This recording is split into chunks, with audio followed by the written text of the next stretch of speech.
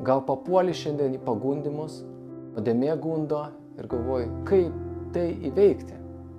Ar čia su manim kas negerai, kodėl mane vis bando sugundyti nuodėmė? Prisimink Jėzų. Ar su juo kas buvo negerai?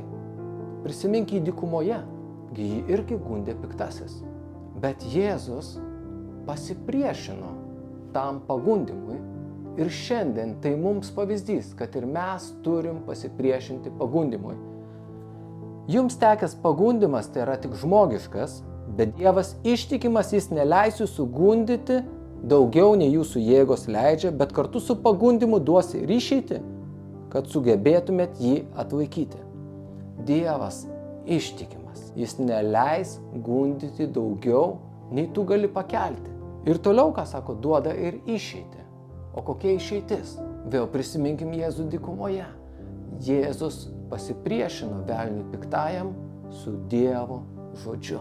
Pamilk Dievo žodį, skaityk jį, tikėk jo, pripildyk savo širdį, laikyk jį savo toj rankoj kaip kalaviją, kad pasipriešintum piktajam. O jo žodis sako, priešinkitės velniui ir jis bėgs nuo jūsų. Tai vėl pažadas iš Viešpaties, kad ta kova yra pergalinga kova. Reikės įdėti pastangų, bet nenuleisk rankų. Kovok pasitikėdamas Viešpačiu, kovok laikydamasis jo žodžio, sustiprink savo širdį jame.